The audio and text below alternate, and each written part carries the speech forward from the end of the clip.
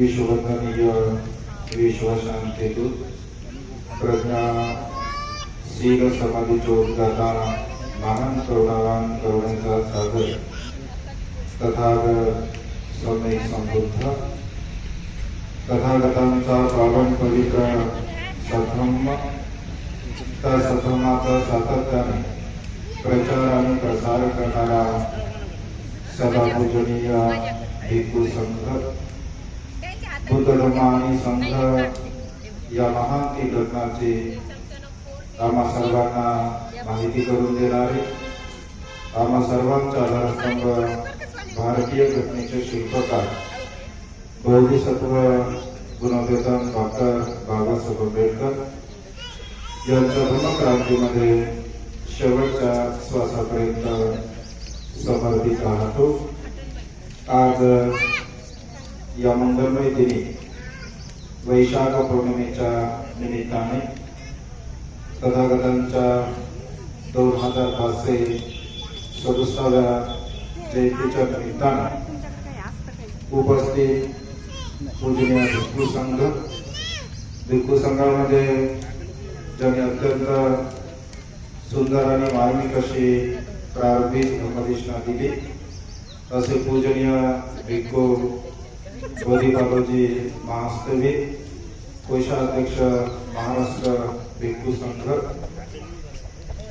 पूजनीय भदंत प्राध्यापक doctor M सत्यभागी स्थवी पूजनीय भिक्खू करुणानंदजी स्थवी दी ग्रेट हॅपीनेस या यूट्यूब चॅनलचे संचालक ज्यांनी अत्यंत सुंदर जे संचालन करत आहेत असे पूजनीय भिक्खू ज्ञानरक्षीची स्थवी ज्ञान सत्यशोधक या यूट्यूब चॅनलचे संचालक ज्यांनी अत्यंत सुंदर आणि मार्मिक अशी धर्मदेशना दिली असे पूजनीय भिक्खू यंत्रमानंदजी स्थवी सर श्री सत्या यूट्यूब चॅनलचे संचालक व सर्वच पूजनीय भिक्खू संघ श्रावणी संघ आज या मंगलमय दिनी धर्मदेशना श्रवण करण्यासाठी उपस्थित असणारे सर्व सदासंपन्न उपासक उपासिका व ऑनलाईन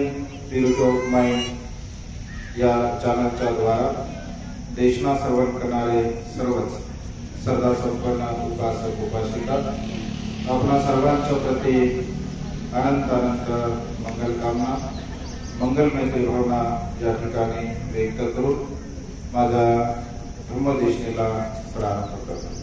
अगदी सकाळपासून बरेच सदासंपन्न उपासक उपासिका या मंगलमय दिनी सकाळच्या सत्रापासून आतापर्यंत विविध कार्यक्रमामध्ये आपण सहभागी आहात। सकाळच्या सत्रामध्ये ध्यान साधना परितदेशना परित्राण पाठ झालेला आहे। त्यानंतर सुंदर अशी धम्म रॅली आपण काढली। भोजन भिक्खू संघात झालं, आपणा सर्वांचं झालं आणि बऱ्याच वेळापासून धम्मदेशना आपण श्रवण करत आहात। भंतेला म्हटलं किती बोलायचं, भंतेजी म्हटले किंवा बोला, लोकांनी जेवण केले तर जेवण केले ठीक आहे, जेवण केले तर मनाचे जेवण जर आज जास्तच झालं।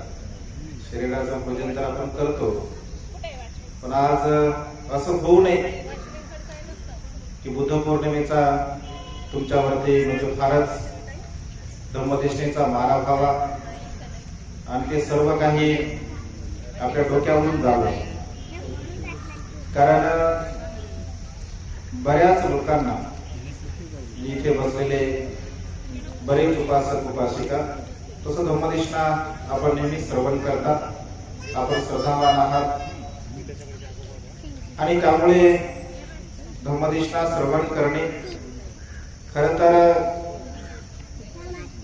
जसं सुरुवातीला भंतेजी बोलले सार्वजनिक जी बुद्ध पौर्णिमा आपण संपन्न करत आहोत तसं कधी कधी सत्य बोलायला म्हणजे काय हरकत नसते। आपण जर थोडं विचार केला, थोडं चिंतन मनन केलं तसं मी धम्मदेशना देत असतो, असं मला दुसरं काही वेगळा विषय बोलत नसतो। आज जरा बोलतो असं मला वाटत आहे. औरंगाबाद म्हणजे हे जे शहर आहे, या पवित्र अशा नागसेन वनामध्ये मिरिक कॉलेजच्या परिसरामध्ये 1954 साली बाबासाहेबांनी या पवित्र बुधवृक्षाचं रोपण केलं आणि या पवित्र अशा भूमीमध्ये आपण हा मंगलमय सोहळा संपन्न करत आहोत.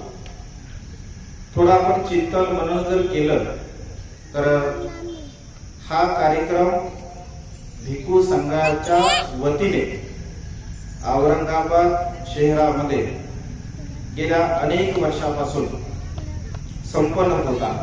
अनेक शहरामध्ये कार्यक्रम आहेत, वेगवेगळ्या ठिकाणी कार्यक्रम आहेत आणि वेगवेगळ्या ठिकाणी नेहमीच कार्यक्रम होत राहतात.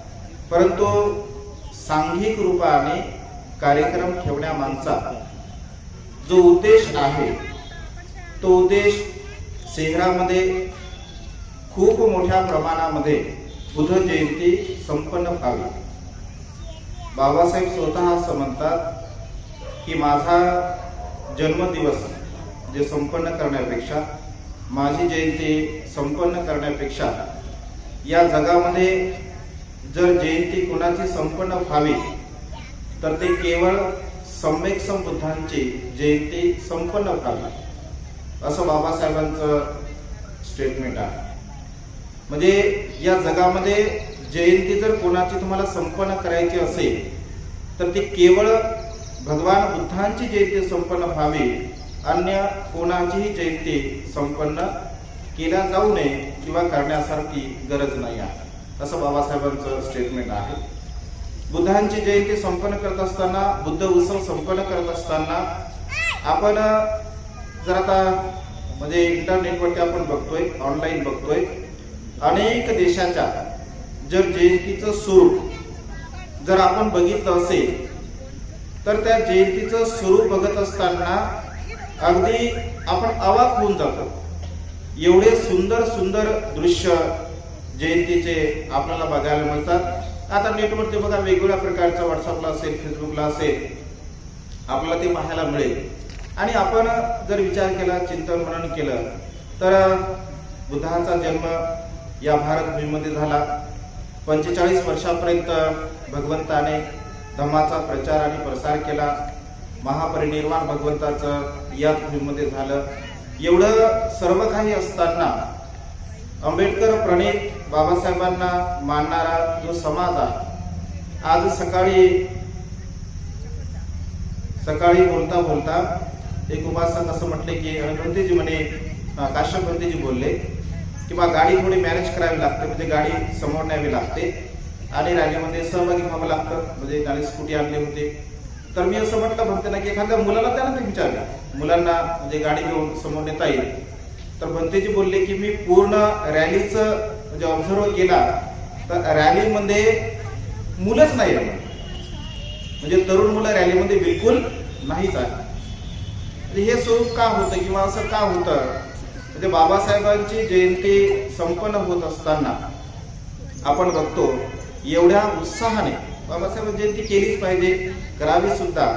परंतु बाबासाहेबांच्या जयंतीसाठी जो उत्साह असतो किंवा ज्या उत्साहाने आपण ती जयंती संपन्न करतो तो उत्साह मात्र भगवान बुद्धांच्या जयंतीच्या संदर्भामध्ये ना तरुण वर्गामध्ये पाहायला मिळतो, ना उपासक उपासिकांमध्ये आपल्याला पाहायला मिळतो, ना भिक्खू संघामध्ये पाहायला मिळतो.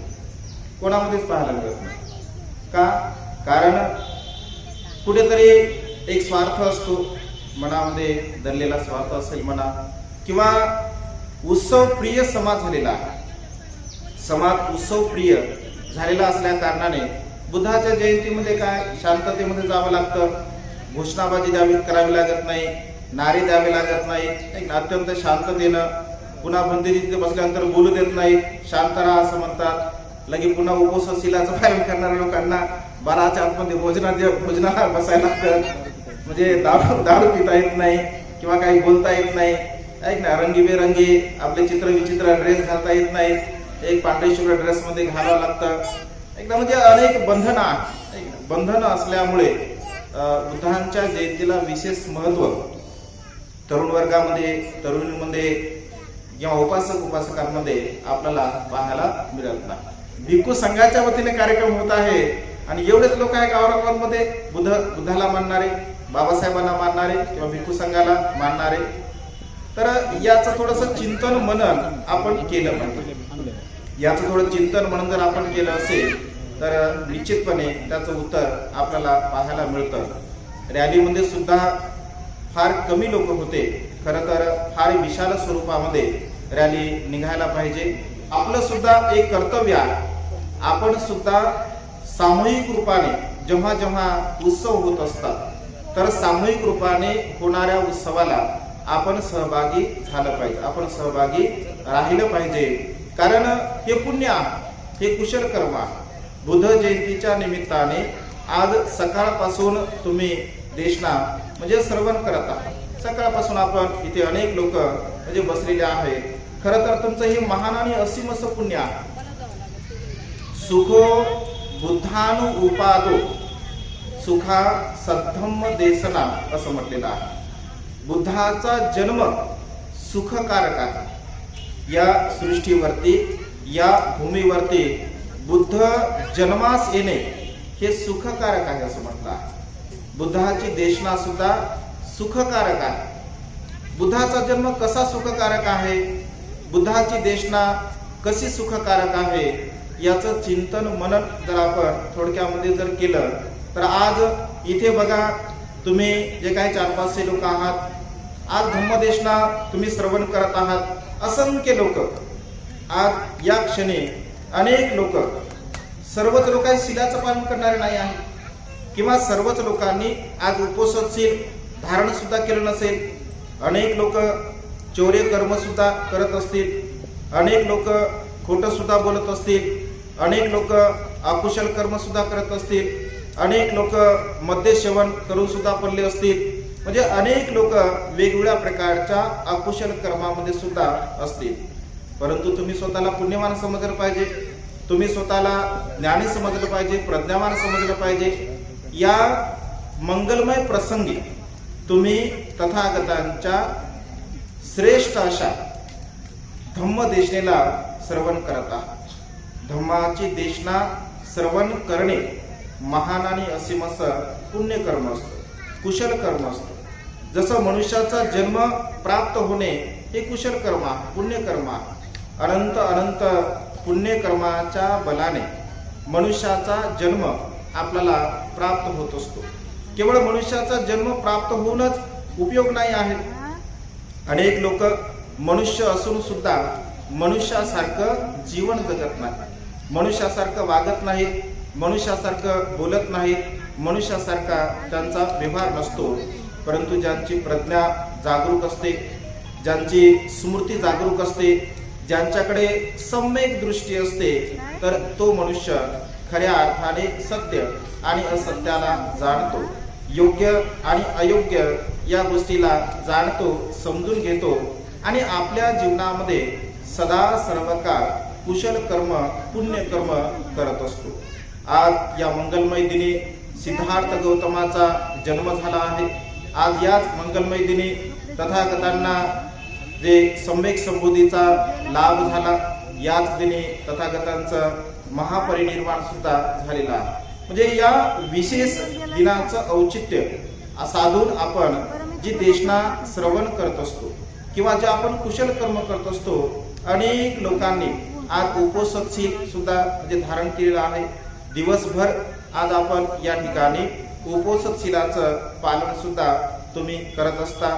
बाह्य देशामध्ये जर आपण विचार केला म्हणजे आचरणिक दृष्टिकोनातून जर आपण थोडं चिंतन मनन जर केलं असेल, श्रीलंकेमध्ये आम्ही स्वतः म्हणजे मी अनुभवलं, जाणलं की धम्म उत्सव जेव्हा ते लोक करतात तर धम्म उत्सव करताना अगदी म्हणजे समर्पण असतं. त्या उत्सवामध्ये त्यांचं समर्पण असतं. कारण जोपर्यंत कोणत्याही गोष्टीमध्ये आपण समर्पण देत नाही, समर्पण करत नाही, तोपर्यंत त्या गोष्टीमध्ये यश आपल्याला प्राप्त होत नसते. अगदी म्हणजे रात्रीपासून, अंध्या रात्रीपासून श्रीलंकेमध्ये कोणताही उत्सव असेल, अगदी रात्रीपासून सर्व उपासक उपासिका म्हणजे विहारामध्ये जमत असतात. अगदी रात्रभर त्या ठिकाणी रॅली असते, दिवसभर उत्सव असतो. झोप नावाची जी काही गोष्ट आहे, कारण जेव्हा मनुष्यामध्ये श्रद्धा बल असते, श्रद्धा मनुष्यामध्ये असते, तर मनुष्यामध्ये असणारा जो प्रमाद आहे तो प्रमाद पूर्णपणे नष्ट आपल्याला करता येतो. एक उत्साह आपल्यामध्ये धम्म आचरणाचा उत्साह असला पाहिजे.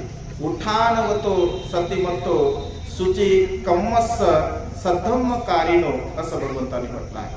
उठानवतो, उत्साहपूर्वक जेव्हा आपण धम्माचं अनुसरण करतो, उत्साहपूर्वक जेव्हा आपण धम्माचं आचरण करत असतो, कारण धम्म आचरण करत असताना जर आपल्यामध्ये उत्साह नसेल तर मनुष्य धम्म आचरण करू शकत नाही.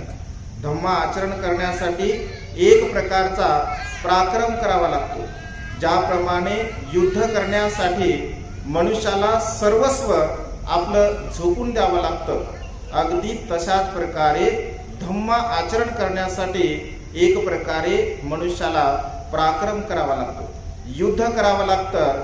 धम्म श्रवण करण्यासाठी कशासोबत युद्ध करावं लागतं, तर प्रमादासोबत युद्ध करावं लागते, आपल्या रागासोबत युद्ध करावं लागते, आपल्या मोहासोबत युद्ध करावं लागतं, आपल्यामध्ये असणाऱ्या क्रोधासोबत युद्ध करावं लागते, आपल्यामध्ये असणारे जो अस्मृतीचा भाव आहे त्यासोबत आपल्याला युद्ध करावं लागतं. म्हणजे पूर्णतः आपलं चित्त जर एक केंद्रित असेल, रागरहित चित्त असेल, द्वेषरहित चित्त असेल, मोहरहित चित्त असेल, क्लेश रहित चित्त असेल, तर त्या ठिकाणी योग्य प्रमाणामध्ये आपण धम्मदेशनेला श्रवण करू शकतो.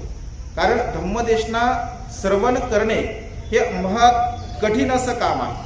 अत्यंत कठीण गोष्ट जर कोणती असेल तर ती धम्मदेशना श्रवण करणे आहे. धम्मदेशना श्रवण करत असताना आपल्या चित्तामध्ये कामछंद उत्पन्न होतो.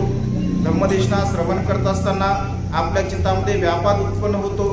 धम्म श्रवण करत असताना आपल्या चित्तामध्ये हीनविद्य, औदुत्य, कौकृत्य, विचिकित्सा या विकारांची उत्पत्ती होत असते. या सर्व प्रकारच्या विकारांना दाबण्यासाठी तीन रत्नांच्या प्रती आपल्यामध्ये श्रद्धा असावी लागते, आपली स्मृती जागरूक असावी लागते, आपलं संपूर्ण वीर्य प्रयत्न पूर्वक आपण धम्मदेशना श्रवण करावी लागते. आपल्या चित्ताची एकाग्रता सुद्धा असणं अत्यंत गरजेचं आहे.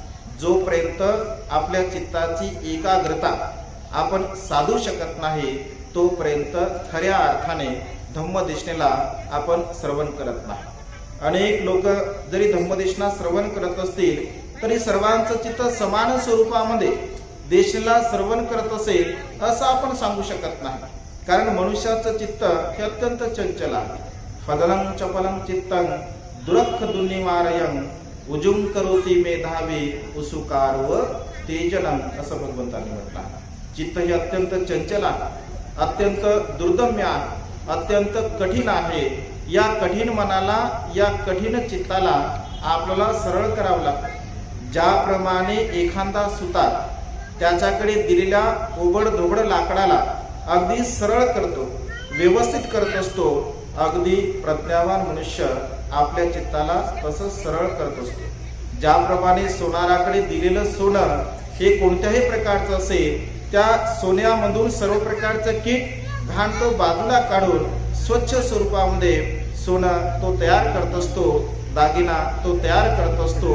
अगदी तशाच प्रकारे ज्ञानी मनुष्याने, प्रज्ञावान मनुष्याने, बुद्धिवान मनुष्याने आपल्या मनामध्ये उत्पन्न होणाऱ्या विकाराला बाजूला सारलं पाहिजे. जेव्हा आपण धम्मदेशना श्रवण करत असतो आणि एकाग्र चित्ताने श्रद्धापूर्वक आपल्या मनामध्ये जर श्रद्धा असेल तर आपला पाय दुखू शकत नाही, आपल्या मनामध्ये श्रद्धा असेल तर आपली कंबर दुखू शकत नाही, आपल्या मनामध्ये श्रद्धा असेल तर आपल्याला प्रमाद उत्पन्न होत नाही, आपल्या मनामध्ये जर श्रद्धा असेल तर अन्य कुठल्याही प्रकारची गोष्ट आपल्याला आठवत सुद्धा नाही. जर आपली तीन रत्नांच्या प्रती अत्यंत दृढ असे श्रद्धा असेल. कारण आम्ही अनुभवतो, म्हणजे हे श्रद्धेचं जे बल आहे, कधी कधी काही गोष्टी म्हणजे स्वतः अनुभवामधून आपल्याला त्या म्हणजे प्राप्त होत असतात किंवा अनुभवातून आपण ती गोष्ट सांगत असतो. आम्ही जेव्हा म्हणजे धम्म प्रचाराच्या दृष्टिकोनातून आम्ही फिरतो, जसं की ज्ञानलक्ष्मी बंदीचे आहेत, कवनांत बंदीचे आहेत, धर्मानंद बंदीचे आहेत, अगदी आम्ही रात्र म्हणजे प्रवास करतो. दिवसभर आम्ही स्टेजवरती बसतो, दिवसभर स्टेजवरती बसून लगेच गाडीमध्ये बसून पुन्हा प्रवास करतो. मला हे सांगायचं आहे की आपण जर एखादी गोष्ट ठरवली, आपल्यामध्ये जर उत्साह असेल, तर मी सांगत आहे की म्हणजे हे सत्य सांगत आहे, म्हणजे येथे काय असत्य नाही आहे, सोबत आहे सर्वजण माझ्या. तर मला एवढं सांगायचं आहे यामधून किंवा धम्म श्रवण करत असताना किंवा 3 रत्नांच्या प्रती जर आपल्या मनामध्ये श्रद्धा असेल तर प्रमाद सहज आपण बाजूला सारू शकतो. जर आपल्यामध्ये खरोखर 3 रत्नांच्या प्रती श्रद्धा असेल आणि बाबासाहेबांच्या धम्मक्रांतीला गतिमान करण्याची जर आपल्यामध्ये तळमळ असेल, आपल्यामध्ये भावना असेल, महापुरुषांच्या उपकाराची जाण ठेवून जर जीवन जगण्याची एक प्रेरणा आपण जर आपल्या सोबत ठेवली असेल तर निश्चितपणे आपण आपल्या जीवनाला एका योग्य प्रकारच्या दिशेने घेऊन जाऊ शकतो. तुम्ही महान आणि असीम असे पुण्यवान आहात. या पावन आणि पवित्र अशा भूमीमध्ये आपल्याला राहता येतं, जिथे बाबासाहेबांचे पदस्पर्श लागलेले आहेत. कदाचित या भूमीमध्ये, या परिसरामध्ये स्वतः बाबासाहेबांचे पदस्पर्श लागलेले आहेत, स्वतः बाबासाहेब या परिसरामध्ये फिरलेले आहेत आणि या पवित्र भूमीमध्ये आपल्याला धम्मदेशना जे श्रवण करण्याची एक संधी प्राप्त झाली आहे. कधी काळी आपल्याला एक शब्द कानावर जर पडला असेल तर कानामध्ये शिस ओतलं जायचं. कधी चुकून एखादा शब्द आपण जर बोलला असेल तर जीभ छाटल्या जायची. पाण्यासाठी सुद्धा संघर्ष करावा लागला, अन्नासाठी सुद्धा संघर्ष करावा लागला, राहण्यासाठी, खाण्यासाठी, पिण्यासाठी, वस्त्र परिधान करण्यासाठी संघर्ष करावा लागला. हे सर्व जे काही पुण्य आपल्याला प्राप्त झालेलं आहे महत प्रयासाने, हे बाबासाहेबांच्या महत प्रयासाने, महत त्यागाने आपल्याला प्राप्त झालेला आहे. बाबासाहेबांचा राजरत्न गेला, बाबासाहेबांची इंदुमती गेली, बाबासाहेबांचा गंगाधर गेला, बाबासाहेबांचा रमेश गेला, बाबासाहेबांची प्रिय पत्नी रामू अगदी वयाच्या 37व्या वर्षी मृत्यूला प्राप्त झाली. अनेक आजाराने ग्रस्त स्वतः बाबासाहेब होते, तरी सुद्धा बाबासाहेबांनी आपल्याला समता, स्वातंत्र्य, बंधुत्व आणि न्याय या मार्गावरती बुद्ध तत्वज्ञान, बुद्धाची दीक्षा आपल्याला दिली. भारतीय संविधान अत्यंत आजारी असताना बाबासाहेबांनी लिहिलं की अनंत आणि असीम एका बोधिसत्वाचे आपल्यावरती उपकार आहे. भगवंत असे म्हणतात, या संसारामध्ये 2 प्रकारचे व्यक्ती मिळणं अत्यंत दुर्लभ आहे. जो मनुष्य निस्वार्थपणे समाजाची सेवा करणारा व्यक्ती मिळणं अत्यंत दुर्लभ आहे, अत्यंत कठीण असा व्यक्ती आहे.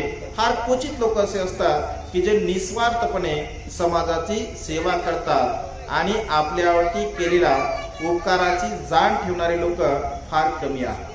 आपण बाबासाहेबांनी आपल्यावरती केलेले जे अनंत आणि असीम असे उपकार आहे, या उपकाराची आपण जाण ठेवली पाहिजे.